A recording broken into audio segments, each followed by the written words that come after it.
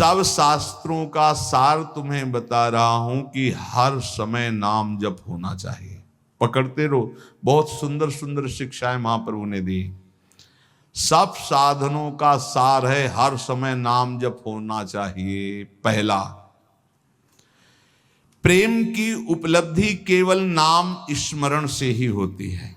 सेवक जी महाराज कह रहे, प्रेम मूल यह नाम है, प्रेमी रसिक जपत यह नाम, प्रेम मगन निज बन विश्राम। नाम स्मरण सर्वश्रेष्ठ सुख का साधन है। नाम स्मरण प्रेम उपलब्धि करता है। बस समझना यह है कि नाम स्मरण कैसे बन के किया जाए।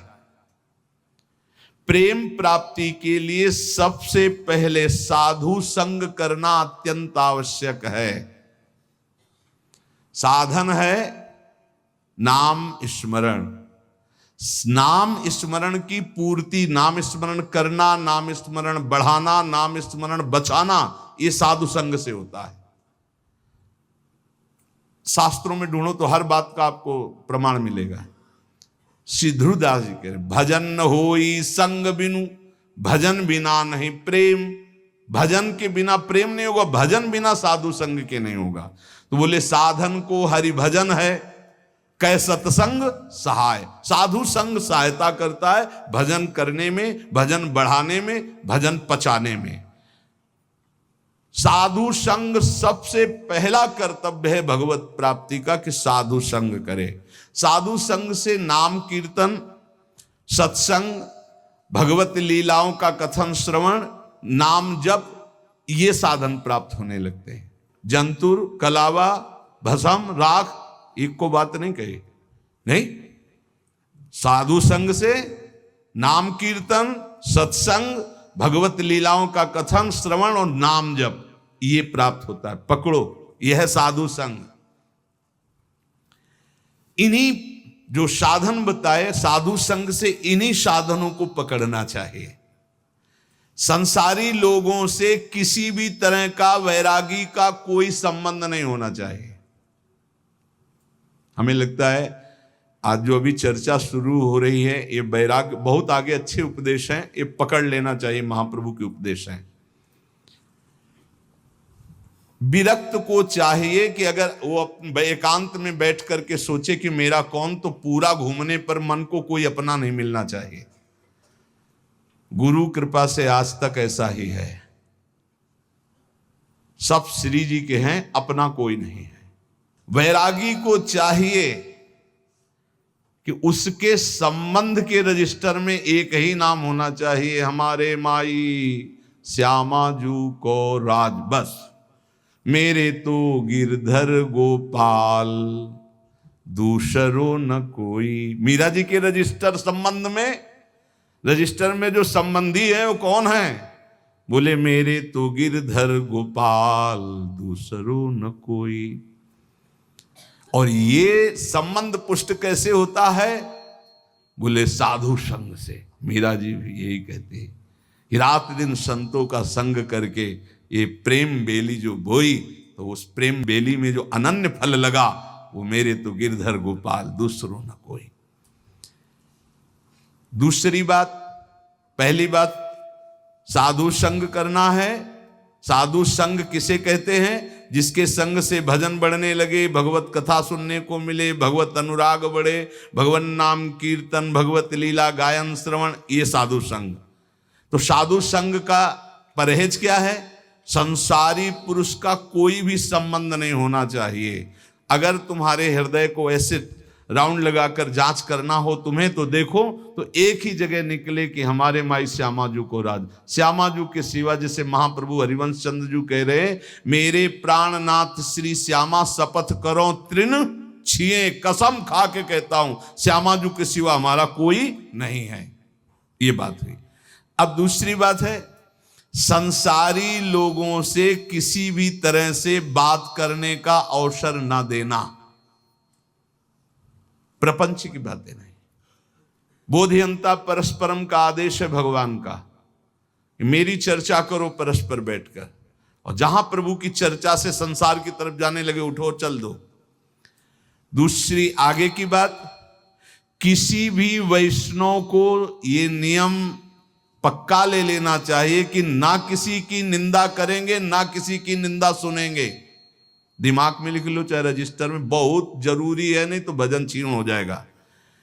महाप्रभु कह रहे हैं ना किसी की निंदा करेंगे, ना किसी की निंदा सुनेंगे, ये नियम ले लो। बड़े बड़े ऋषियों ने इस बात के लिए सावधान किया है कि दूसरे की निंदा नहीं करनी, दूसरे की निंदा नहीं सुननी। इन बातों का सदा ध्यान रखते हुए बचना कि कभी किसी की निंदा मत कर देना। दूसरों के गुण दोषों का कथन करने वाला उपासक बहुत बुरी तरह भ्रष्ट हो जाता है।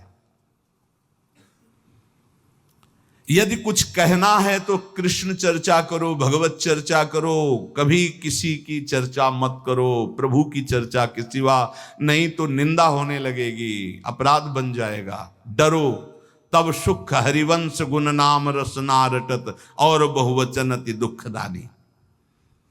कोई कितना भी अवगुणी हो उसके अवगुणों की चर्चा मत करो। तुम्हें तो अपना हृदय निर्मल करना है। तेरे भावे जो करे भलो बुरो संसार, नारायण तू बैठ के अपनो भवन बुहार।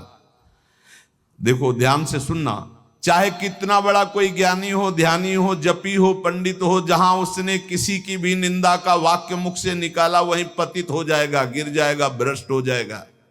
निंदा ऐसे होती कि यार वो तो बहुत सुंदर बोल रहे हैं, ऐसा है वैसा है, अच्छी अच्छी बातें निकलते हैं, पर जो है उनको ऐसे नहीं। वो जहां पर लगाया तो तुम्हारे पर लग गए, उड़ जाओगे। किसी के भी दोष की वार्ता ना करो, एक भी दोष चर्चा ना करो। महाप्रभु कह रहे जो दोष चर्चा करोगे तुम्हारे हृदय में दोष प्रवेश करके तुम्हें नष्ट कर देगा। ये अनुभूत बात है, अनुभूत बात, ये अनुभूत। दोषों के परमाणु बड़े सूक्ष्म होते हैं। जब तक तुम दूसरे की निंदा नहीं करोगे, दोष वर्णन नहीं करोगे, मान लो दोष दर्शन हो गया पर वर्णन नहीं किया तो वो नष्ट हो जाएगा, तुम्हें फांस नहीं पाएगा। लेकिन जहां तुमने दूसरों के दोषों का वर्णन किया, निंदा की, तहां तुम निंदनीय बन जाओगे, तुम्हारी निंदा होने लगेगी। ज्यों ज्यों तुम दूसरे की निंदा करोगे त्यों त्यों अच्छे परमाणु नष्ट होते जाएंगे, गंदे परमाणु बढ़ते जाएंगे। हृदय की पवित्रता, सरलता, सच्चिरता और ज्ञानार्जन, भजन, सद्वृत्ति, ये सब नष्ट हो जाएगी और मोह का साम्राज्य हो जाएगा, अज्ञान का। डरो, बहुत खतरनाक खेल है। भक्तन की निंदा अति बुरी, भूल करो जिन कोय, कि सुकृत बहु जन्म के छिन में डारे खोए। इसलिए वैष्णव का परम धर्म है कि वो किसी की कभी भी निंदा ना करे और ना सुने। अदोषदर्शी वैष्णव होता है। सुनो, भगवत भक्त जो महात्मा है, भागवत है, साधु पुरुष हैं, उन्हीं के बीच में बैठो। ऐसे लोगों के बीच में मत बैठो जो एक दूसरे की निंदा करते हैं। ऐसे लोगों के बीच में मत बैठो जो मान प्रतिष्ठा की चाह रखते हैं, जो भोगों की चाह रखते हैं, जो काम तृष्णा वाले हैं। ऐसे लोगों का संग बिल्कुल मत करो। संगम त्यजेत मिथुन व्रतिनाम मुमुक्षु। विरक्त को चाहिए कि सदैव बच कर रहे ऐसे लोगों से, क्योंकि इनके परमाणु ऐसे होते हैं कि विरक्त की विरक्तता नष्ट हो जाएगी। इस वैराग्य के मार्ग में विषयी पुरुषों से बचना ऐसे बताया गया कि जैसे तुम्हारी गोद में सांप गिर जाए तो क्या करोगे? पहले झटकोगे, बाद में विचार होगा। ऐसे विषयी पुरुषों पर विचार करने की जरूरत, पहले झटको, दूरी हटो।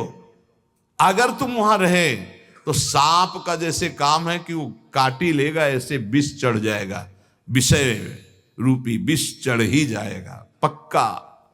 बहुत विचित्र, तो बड़ी विचित्र लीला है। इसलिए विरक्त को निरंतर भगवान नाम जप, भगवत लीला का गायन, भगवत लीला का श्रवण और विषयी पुरुषों के संग का त्याग और दूसरों की निंदा, दोष और इस प्रकार की सुनना, कथन करना, इसका त्याग, ये बैरागी के सुदृढ़ नियम है। और सुनो, मैं तुम्हें वैष्णव के संक्षेप में मुख्य मुख्य धर्म बताता हूं। पहला, ग्राम्य कथा और भोग कथा एक कभी नहीं देखनी चाहिए, न सुननी चाहिए। ग्राम्य कथा में सांसारिक बातें, भोग कथा में जो विषय भोगों की, मोबाइल वाले वैष्णोजन सावधान, बिल्कुल ऐसा भयावह मोबाइल है कि अगर आप सावधान न रहे तो नष्ट हो जाएंगे। भगवत लीला कथा सुनने के लिए आपने मोबाइल खोला तो जहां लीला कथा आ रही वहीं बगल में भोग कथा और संसार कथा के भी वीडियो हैं, और आपने इसे टच किया तो लीला शुरू हो जाएगी और तुम्हारी लीला बिगड़ जाएगी। बहुत संभल कर छोटे छोटे बच्चों की वो बुरी दशा हो रही इस मोबाइल के कारण, पर बहुत लाभ भी मोबाइल से है, तो इसलिए लाभ लो, अवगुण का त्याग करो। ग्राम्य कथा सुनना और भोग कथा सुनना मानो अपने वैराग्य की आग लगा लेना है, वैराग्य को नष्ट कर देना है। ग्राम्य कथा सुनने और कहने वाला निश्चित विषयी बन जाता है, बचना चाहिए विषयी पुरुषों से। बहुत विचित्र है, बस शब्द मान लीजिए, ग्राम्य कथा भोग कथा इससे दूर, बहुत दूर। दूसरा, वैष्णव को अच्छे अच्छे स्वादिष्ट पदार्थ नहीं खाने चाहिए, भोजन में जो नीरस पदार्थ हो वही लेने चाहिए, इससे विषय लोलुपता नष्ट हो जाती है। अच्छे अच्छे पदार्थ स्वादिष्ट हटा के और नीरस पदार्थ वैष्णव को लेने चाहिए। ऐसे पदार्थों के खाने से विषय भोग की कामना बढ़ती है, महाप्रभु चैतन्य देव कह रहे हैं। तीसरा, अच्छे चमकीले कीमती स्वच्छ वस्त्र वैरागी को नहीं पहनने चाहिए। संतों से, हमने गुरुजनों से सुना कि कभी दोनों कपड़े नीचे ऊपर के नए नहीं होने चाहिए, एक पुराना एक नया। अगर नीचे का नया है तो ऊपर का पुराना। शब्द देख लो, कह रहे अच्छे कीमती वाले, चमकीले, लप लप एकदम नहीं, और स्वच्छ नहीं, मलिन वस्त्र, कम पैसे का वस्त्र, पुराना वस्त्र। अगर फट रहा है तो एक बदल सकते हो, एक पुराना, ऐसी रहनी से रहना चाहिए। अच्छे चमकीले स्वच्छ महंगे ये वस्त्र नहीं होने चाहिए बैरागी के। ये साधक को, बैरागी साधक को नहीं पहनने चाहिए। चौथा, कोई भी तुम्हारा सम्मान करे तो तुम उसे स्वीकार मत करो। दो प्रकार से, एक तो पंचांगों प्रणाम कर रहे हो आप करो, अगर ऐसा नहीं है तो आप तत्काल विचार करो कि ये गुरु और इष्ट के लिए प्रणाम हो रहा है, क्योंकि तिलक गुरु प्रदत्त, वेश गुरु प्रदत्त, जीवन गुरुदेव का, ये गुरुदेव और इष्ट का प्रणाम हो रहा है। स्वयं कभी स्वीकार नहीं करना चाहिए, क्योंकि मान सम्मान स्वीकार करने से अभिमान आता है, और अभिमान से सारे साधन भागवतिक ढक जाते हैं, नष्ट हो जाते हैं। जहां अभिमान आया तो फिर विकार परेशान कर देते हैं। जैसे नारद जी को थोड़ा आ गया कि मैं काम विजयी हूं, तो फिर आगे की चरित्र सुना ही है। पांचवा, अपने को तो सम्मान नहीं लेना, लेकिन दूसरे का सम्मान जरूर करना है। दूसरे को इतना सम्मान दो मानो भगवान हमारे पधारे हैं, ऐसा भाव। यहां तक वर्णन कि यदि आप श्री जी की सेवा कर रहे हो, कोई वैष्णव आ गए तो श्री जी को ऐसे पधरा दो, जैसी स्थिति में हाथ जोड़कर खड़े हो, पहले वैष्णव का सम्मान करो, फिर श्री जी की सेवा करो। जैसे अपने आत्मस्वरूप प्रभु का सम्मान, ऐसे आए हुए घर में संत का, वैष्णव का सम्मान करे। उनके सामने अपने को अत्यंत दैन्य, तुच्छाति तुच्छ समझे, इससे श्री कृष्ण बहुत प्रसन्न होते हैं। छठवां, खाते समय, स्नान करते समय और क्रियाओं के समय नाम छूट जाता है। कुछ ऐसे समय हैं जिनमें भजन में विघ्न पड़ता है, तो उन अवस्थाओं में सावधान रह करके नाम को पकड़े कि छूट ना जाए। जैसे भोजन पा रहे हैं, स्नान कर रहे हैं, कोई क्रिया कर रहे हैं, किसी व्यक्ति से मिल रहे हैं, इनमें भजन छूटता है। सावधान होकर वैष्णव को भजन पकड़ना चाहिए कि खाते पीते, चलते फिरते, मिलते, व्यवहार करते भी नाम जप ना छूटे। नाम जप से बहुत जल्दी श्री कृष्ण प्रेम प्राप्त होता है। सातवां, हर वैष्णव को प्रगट में ठाकुर जी विराजमान करने चाहिए। नाम राधा नाम विराजमान, छोटा सा राधा नाम, जरा सा इत्र, स्नान कराया, इत्र लगा दिया, भोग लगा दिया, पर सेवा जरूर होनी चाहिए। बिना सेवा की कोई वैष्णव नहीं होना चाहिए। प्राय ऐसा होता है, कोई शालीग्राम जी रखते हैं, कोई गोपाल जी रखते हैं, कोई, पर ठाकुर सेवा प्रत्येक वैष्णव के पास होनी चाहिए। जो परम पवित्र मन वाले हो चुके हैं वो मानसिक सेवा भी कर सकते हैं, प्रगट सेवा और मानसिक सेवा आराध्य देव की। उपासक को चाहिए कि बनावटीपना बिल्कुल तुम्हारी साधना में नहीं होना चाहिए। बनावटीपने का मतलब होता है कि जैसे ऐसे बैठे हैं, सहज में ऐसे बैठे हो, 4 लोग दर्शन करने आते, कोई बनावटी नहीं होना चाहिए। वो फटाफट माला लिया, ऐसे गप्पा मार रहे थे, फटाफट माला लिया, कोई भी दम नहीं, कोई भी पाखंड नहीं, कोई भी नाटकबाजी जीवन में ना आवे, नहीं तो बहुत बुरी तरह साधक चौपट होता है। जब तुम नाटक करोगे ना तो माया को आदेश कर देंगे भगवान, कर नाटक इसके साथ, वृंदावन छूट जाएगा, भजन छूट जाएगा।